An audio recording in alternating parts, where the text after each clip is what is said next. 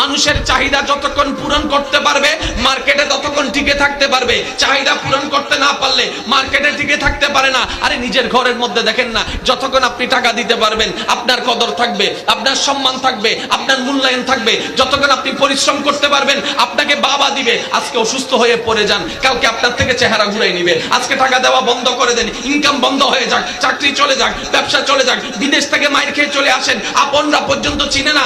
এই দুনিয়া হচ্ছে এই নিয়ম, চাহিদা যতক্ষণ পূরণ করতে পারবে ততক্ষণ পর্যন্ত সম্মান দিবে, যতক্ষণ পর্যন্ত টিকে রাখবে। 2022 সালের এই মুসলমানেরা এখনো বলে কোরআন আমার জান, কোরআন আমার প্রাণ, কোরআন আমাদের মাথার উপর। বিশ্ববাসী কোরআনকে প্রশ্ন করে, ও কোরআন তুমি চেঞ্জ হচ্ছ না কেন? বলে যে কিয়ামত পর্যন্ত সমস্ত প্রশ্ন, সমস্ত চাহিদা পূরণ করার কোয়ালিটি আমার রব আমি কোরআনের ভিতর দান করে দিয়েছেন। যার যার জায়গায় সে শ্রেষ্ঠ। এবার আর্টস ওয়ালা কোরআনের কাছে প্রশ্ন করে, আমি তো আর্টসের স্টুডেন্ট, আমি কেন মানবো তোমায়? কোরআন বলে তোমার আর্টস আমি কোরআনের ভিতরে আছে। সুবহানাল্লাহ বলতে হবে। ইকোনমিক্স ওয়ালাকে কোরআন বলে তোমার ইকোনমিক্স আমার ভিতরে, তোমার সায়েন্স আমার ভিতরে। How can possible?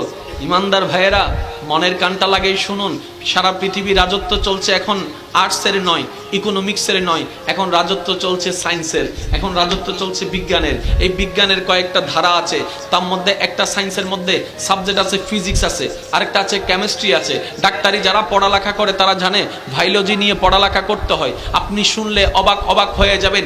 এই কোরআন এমনভাবে আল্লাহ পাক নাজিল করে দিয়েছেন, কিছু জায়গায় প্রকাশ্যে, কিছু জায়গায় শব্দ চয়নে, কিছু জায়গায় অর্থ চয়নে, কিছু জায়গায় আকারে, কিছু জায়গায় ইঙ্গিতে। কোরআনকে আল্লাহ এমন ভাবে নাজিল করেছেন, বিজ্ঞান আজকে পৃথিবী রাজত্ব করছে বিজ্ঞানের মাধ্যমে। ওই বিজ্ঞানের সমস্ত কিছু যা এখনো আবিষ্কার হয়নি সেগুলা পর্যন্ত আল্লাহ তাআলা কোরআনের মধ্যে দিয়ে দিয়েছেন, কোরআনের মধ্যে দিয়ে দিয়েছেন, কোরআনের মধ্যে দিয়ে দিয়েছেন। বিশ্ব বড়াই করছে বিজ্ঞান আর বিজ্ঞান। লাইটের দিকে তাকাই, বিজ্ঞানের অস্তিত্ব। ক্যামেরার দিকে তাকাই, বিজ্ঞানের অস্তিত্ব। মাইক্রোফোনের দিকে তাকাই, বিজ্ঞানের অস্তিত্ব। গাড়ির দিকে তাকাই, বিজ্ঞানের অস্তিত্ব।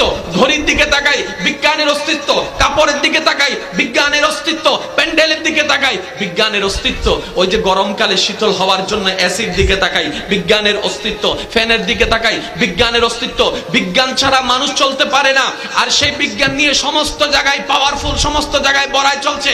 রব্বে কারীম বলে ইয়াসিন ওয়াল কুরআনিল হাকীম, এই কোরআনকে শুধু সওয়াবের কিতাব মনে করিও না, এটা বিজ্ঞানময় আল কোরআন। এই পৃথিবীর ধরাতে শ্রেষ্ঠ পাপীদের অন্যতম এক পাপী ধরা হয় ফেরাউনকে। এই ফেরাউনের মৃত্যুর ঘটনা পানির ভিতরে হয়েছে। এখনো পর্যন্ত যার দেহ মিশরের পিরামিডের মধ্যে আছে, এখনো পর্যন্ত বিশ্ব তাকে নিয়ে গবেষণা করছে।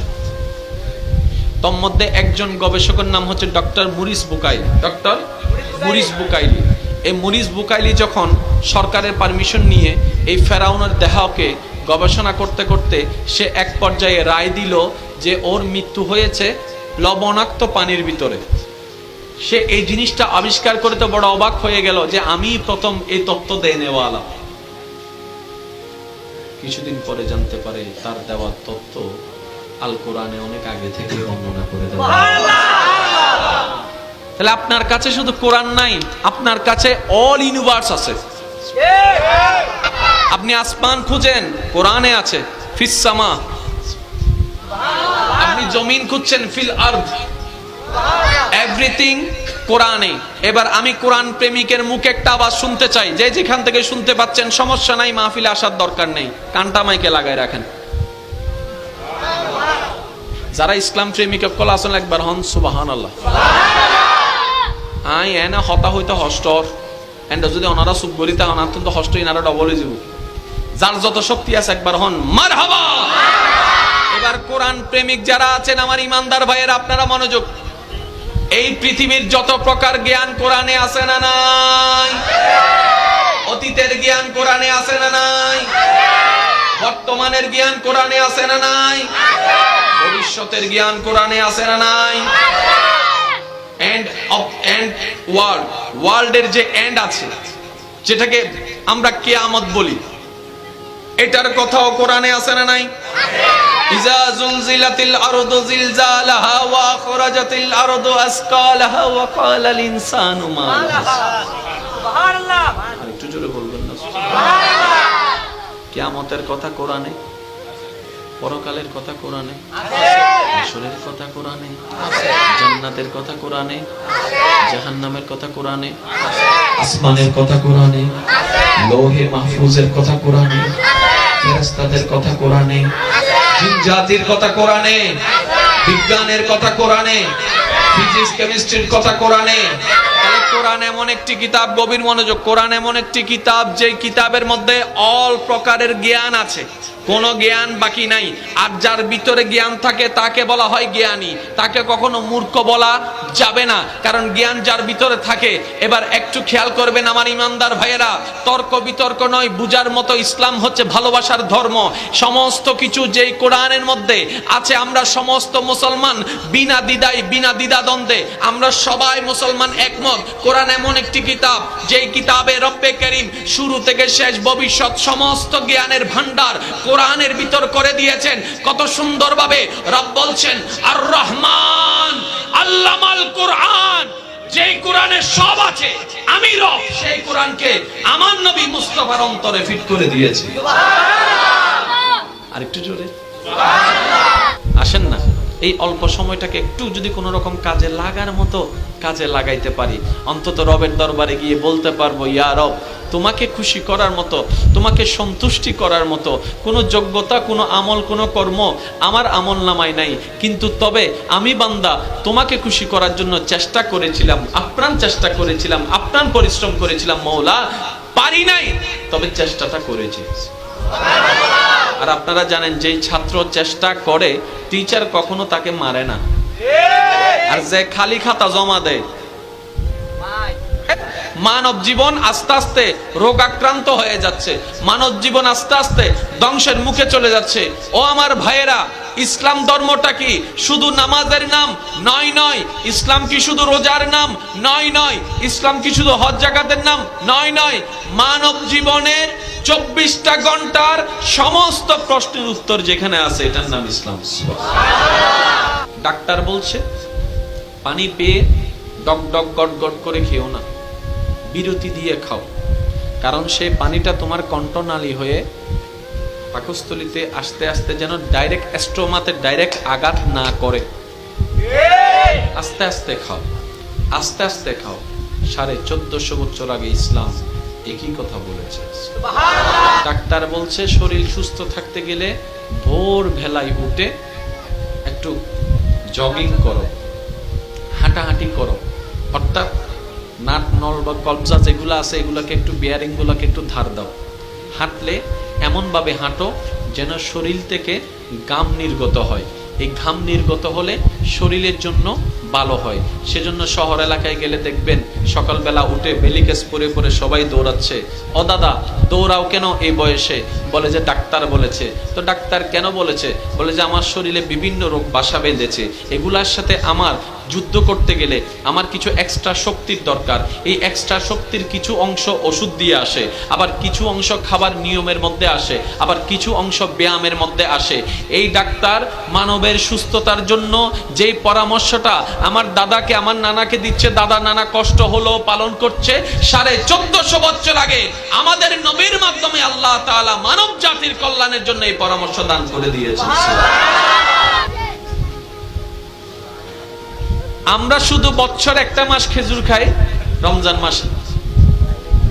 রাসূল পাক সাল্লাল্লাহু আলাইহি ওয়াসাল্লাম বলছেন, যে ব্যক্তি 7টি আজওয়া খেজুর খেলো, ওই দিন যদি তাকে বিষাক্ত সাপও কামড় দেয়, ওই বিষ তার শরীরে তেমন প্রভাব ফেলতে পারবে না। সুবহানাল্লাহ। 1450 বছর আগের বলা আপনার আমার নবীর সেই সাজেশনটা বর্তমান বিজ্ঞান প্রমাণ করেছে। মানুষের শরীরের মধ্যে যখন খেজুরের উপাদান পাওয়া যায়, খেজুর এমন একটা আল্লাহর নিয়ামত যেটার মধ্যে অনেক গুণাবলী বিদ্যমান থাকে যা দেহের জন্য ভালো। বলেন সুবহানাল্লাহ। আমি কোরআন আল্লাহর কালাম, এটা আমরা সবাই জানি। কোরআন আল্লাহর বাণী, সেটা আমরা সবাই জানি। কোরআন পড়লে সওয়াব আছে, সেটাও আমরা সবাই জানি। কোরআন মহব্বত করলে সওয়াব আছে, সেটাও আমরা সবাই জানি। কোরআন কোন জায়গায় রাখতে হবে, কিভাবে রাখতে হবে সেটাও আমরা সবাই জানি, কিন্তু তারপরও দেখবেন ঘরের মধ্যে গিয়ে কোরআনের উপর ধুল পড়ে আছে। অস্বীকার কিন্তু কেউ করতে পারবো না। কোরআনের মধ্যে ধুল পড়ে আছে। কিরে ভাই, তোমার আল্লাহর কালামের উপর ধুল পড়ে আছে কেন? তুমি কি জানো না এটা আল্লাহর কালাম? বলে যে হ্যাঁ জানি। তো জানলে এরকম করে রাখলা কেন? তখন বুঝতে হবে জানা ঠিক আছে, কিন্তু গুরুত্বটা আমরা বুঝার মতো বুঝতে পারি না।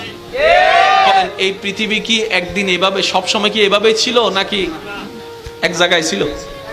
জোরে বলেন না।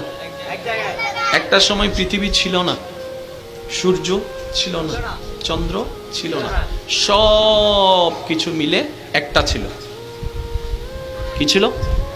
জোরে বলেন না। বিজ্ঞান বলছে এই যে পৃথিবী, সূর্য, চন্দ্র, মঙ্গল, বুধ, বৃহস্পতি, যত গ্রহ উপগ্রহ আছে সবগুলা একটা সময় একটার ভিতর ছিল। হঠাৎ এক বিকট শব্দ হয়, ওই শব্দের কারণে সব কিছু আলাদা হয়ে যায়। বিজ্ঞানের ওই ব্যক্তিটা কিন্তু তখন ছিল না, গবেষণা করে বের করেছে, যেটাকে বিজ্ঞানীরা নাম দিয়েছে বিগ ব্যাং। কি? জোরে বলেন না কি? এই তথ্য বিজ্ঞানীরা আবিষ্কার করেছে। পৃথিবী, সূর্য, চন্দ্র সব এক জায়গায় ছিল, ওই বিগ ব্যাং এর কারণে সব আলাদা হয়েছে। এই একই তথ্য যেটা সারা বিশ্বকে অবাক করেছে, বিজ্ঞানীদের দেওয়া সূরা আল ইমরানে আল্লাহ তাআলা একই তথ্য 1450 বছর আগে দান করে দিয়েছে। আর একটু জোরে হয়ে যাচ্ছে। এটা যেমন সত্য, আবার নদীর মাঝখানে চর উঠে নতুন গ্রাম তৈরি হচ্ছে, এটাও সত্য। সময়ের তালে তালে লুঙ্গি এখন জিন্সের প্যান্ট হয়ে গেল, জিন্সের প্যান্ট এখন বলে হাফ প্যান্ট হয়ে গেল। সময়ের তালে তালে কত কিছুর পরিবর্তন, কিন্তু সেই কোরআন এখনো আছে যেটা 1450 বছর আগের কোরআন। ওই কোরআনের কোনো পরিবর্তন, কোন সূরার পরিবর্তন, কোন আয়াতের পরিবর্তন, কোন নোক্তার পরিবর্তন, কোন হরফের পরিবর্তন। এবার জগতের জ্ঞানী ব্যক্তিরা কোরআনকে প্রশ্ন করতে লাগলো, ও কোরআন, কত লেখক আসলো, কত লেখক লেখলো, কত লেখা চলে গেল, কত নাম, বইয়ের নাম বিলীন হয়ে গেল, কত কিছুর চেঞ্জ হয়ে গেল। ও কোরআন, সর্বকালে, সর্বসময়ে, সর্বসালে, সর্বমাসে, সর্বঘন্টায় তুমি এমন স্ট্যাটাস, একই স্ট্যাটাস কিভাবে বজায় করে রেখেছো? আমরা যতক্ষণ পর্যন্ত চাহিদা পূরণ করতে পারি আমরা ততক্ষণ পর্যন্ত থাকি, চাহিদা পূরণ করতে না পারলে মার্কেটে আর থাকতে পারি না। যার বাস্তব প্রমাণ হচ্ছে নোকিয়া সেলফোন। এক সময় রাজত্ব ছিল মোবাইলের জগতে নোকিয়া আর Nokia. 1100 Nokia, 1200 Nokia, 3310 Nokia, N95 Nokia, N90 Nokia. নোকিয়ার রাজত্ব ছিল, আইফোনের নাম পর্যন্ত শুনি নাই, স্যামসাং মাঝে মধ্যে শোনা গিয়েছিল। কালের পরিবর্তনে যখন মানুষের চাহিদা পরিবর্তন পরিপূর্ণ করতে পারছে না, এই নোকিয়া আস্তে আস্তে সেটা নিচের দিকে যেতে থাকে, স্যামসাং উপরের দিকে উঠতে থাকে, চাইনা মোবাইল উপরের দিকে উঠতে থাকে, সবাইকে ডঙ্গর দিয়ে এবার চলে আসলো আইফোন মাথার উপরে, ব্ল্যাকবেরি মাথার উপরে। তার মানে কি, মানুষের চাহিদা যতক্ষণ পূরণ করতে পারবে মার্কেটে ততক্ষণ টিকে থাকতে পারবে, চাহিদা পূরণ করতে না পারলে মার্কেটে টিকে থাকতে পারে না। আরে নিজের ঘরের মধ্যে দেখেন না, যতক্ষণ আপনি টাকা দিতে পারবেন আপনার কদর থাকবে, আপনার সম্মান থাকবে, আপনার মূল্যায়ন থাকবে। যতক্ষণ আপনি পরিশ্রম করতে পারবেন আপনাকে বাবা দিবে। আজকে অসুস্থ হয়ে পড়ে যান, কালকে আপনার থেকে চেহারা ঘুরাই নিবে। আজকে টাকা দেওয়া বন্ধ করে দেন, ইনকাম বন্ধ হয়ে যাক, চাকরি চলে যাক, ব্যবসা চলে যাক, বিদেশ থেকে মাইর খেয়ে চলে আসেন, আপনরা পর্যন্ত চিনে না। এই দুনিয়া হচ্ছে এই নিয়ম, চাহিদা যতক্ষণ পূরণ করতে পারবে ততক্ষণ পর্যন্ত সম্মান দিবে, যতক্ষণ পর্যন্ত টিকে রাখবে। 2022 সালের এই মুসলমানেরা এখনো বলে কোরআন আমার জান, কোরআন আমার প্রাণ, কোরআন আমাদের মাথার উপর। বিশ্ববাসী কোরআনকে প্রশ্ন করে, ও কোরআন তুমি চেঞ্জ হচ্ছ না কেন? বলে যে কিয়ামত পর্যন্ত সমস্ত প্রশ্ন, সমস্ত চাহিদা পূরণ করার কোয়ালিটি আমার রব আমি কোরআনের ভিতর দান করে দিয়েছেন। আল্লাহু আকবার। ইয়া রাসূলুল্লাহ, ইয়া রাসূলুল্লাহ মুস্তাকিম, জিন্দাবাদ। উচ্চ আওয়াজে একবার বলেন মারহাবা। কোরআন কখনো পরিবর্তন হওয়ার দরকার কারণ কোরআন সর্বযুগের চাহিদা পরিপূর্ণ করার ক্যাপাসিটি, কোয়ালিটি কোরআনের ভিতর আছে। এবার যারা স্কুল, কলেজ, ভার্সিটি, মাদ্রাসায় পড়েছেন, পড়ছেন, আমি আপনাদের থেকে একটু আওয়াজ চাইব। আগে আপনারা একবার বলেন মারহাবা। স্কুলের পড়া একরকম, মাদ্রাসার পড়া জোরে বলেন না। আবার মাদ্রাসার পড়া একরকম, দর্শে নিজামের পড়া এই স্কুলের পড়ার ভিতরে কমার্স আছে না, আরেকটা আছে কি সায়েন্স, আরেকটা আছে কি আর্টস, তিনটা লাইন আছে। এবার আপনার যদি ডাক্তার হওয়ার ইচ্ছা থাকে আপনি আর্টস দিয়ে যেতে পারবেন না, আপনাকে যেতে হবে। এবার আপনি যদি কোন একটা ওই ইকোনমি ব্যাংকিং অথবা কোন একটা প্রজেক্টর নিয়ে এরকম কোনো কাজ করতে চান আপনাকে যেতে হবে ইকোনমিক্স দিয়ে, কমার্স দিয়ে, ঠিক না? এবার আপনি যদি কোন একটা সাহিত্যিক হতে চান, প্রফেসর, লেকচারার, হ্যাঁ, আপনাকে যেতে হবে আর্টস দিয়ে। তাহলে লাইন কয়টা? জোরে বলেন না। আর্টস এর সাথে ইকোনমিক্স এর মিল, ইকোনমিক্স এর সাথে সায়েন্সের মিল, এই তিনটা যদি এক ঘরের তিন ছেলে যদি তিন সাবজেক্ট নিয়ে পড়ালেখা করে তারা তিন সাবজেক্টে পারদর্শী, যার যার জায়গায় সে শ্রেষ্ঠ। এবার আর্টস ওয়ালা কোরআনের কাছে প্রশ্ন করে, আমি তো আর্টস এর স্টুডেন্ট, আমি কেন মানবো তোমায়? কোরআন বলে তোমার আর্টস আমি কোরআনের ভিতরে আছে, সুবহানাল্লাহ বলতে হবে। ইকোনমিক্স ওয়ালাকে কোরআন বলে তোমার ইকোনমিক্স আমার ভিতরে, তোমার সায়েন্স আমার ভিতরে। How can possible? ইমানদার ভাইয়েরা মনের কানটা লাগিয়ে শুনুন, সারা পৃথিবী রাজত্ব চলছে এখন আর্টসের নয়, ইকোনমিক্সের নয়, এখন রাজত্ব চলছে সায়েন্সের, এখন রাজত্ব চলছে বিজ্ঞানের। এই বিজ্ঞানের কয়েকটা ধারা আছে, তার মধ্যে একটা সায়েন্সের মধ্যে সাবজেক্ট আছে ফিজিক্স আছে, আরেকটা আছে কেমিস্ট্রি আছে। ডাক্তারি যারা পড়ালেখা করে তারা জানে বায়োলজি নিয়ে পড়ালেখা করতে হয়। আপনি শুনলে অবাক হয়ে যাবেন, এই কোরআন এমনভাবে আল্লাহ পাক নাজিল করে দিয়েছেন, কিছু জায়গায় প্রকাশ্যে, কিছু জায়গায় শব্দ চয়নে, কিছু জায়গায় অর্থ চয়নে, কিছু জায়গায় আকারে, কিছু জায়গায় ইঙ্গিতে। কোরআনকে আল্লাহ এমন ভাবে নাজিল করেছেন, বিজ্ঞান আজকে পৃথিবী রাজত্ব করছে বিজ্ঞানের মাধ্যমে। ওই বিজ্ঞানের সমস্ত কিছু যা এখনো আবিষ্কার হয়নি সেগুলা পর্যন্ত আল্লাহ তাআলা কোরআনের মধ্যে দিয়ে দিয়েছেন, কোরআনের মধ্যে দিয়ে দিয়েছেন, কোরআনের মধ্যে দিয়ে দিয়েছেন। বিশ্ব বড়াই করছে বিজ্ঞান আর বিজ্ঞান। লাইটের দিকে তাকাই, বিজ্ঞানের অস্তিত্ব। ক্যামেরার দিকে তাকাই, বিজ্ঞানের অস্তিত্ব। মাইক্রোফোনের দিকে তাকাই, বিজ্ঞানের অস্তিত্ব। গাড়ির দিকে তাকাই, বিজ্ঞানের অস্তিত্ব। ঘড়ির দিকে তাকাই, বিজ্ঞানের অস্তিত্ব। কাপড়ের দিকে তাকাই, বিজ্ঞানের অস্তিত্ব। প্যান্ডেলের দিকে তাকাই, বিজ্ঞানের অস্তিত্ব।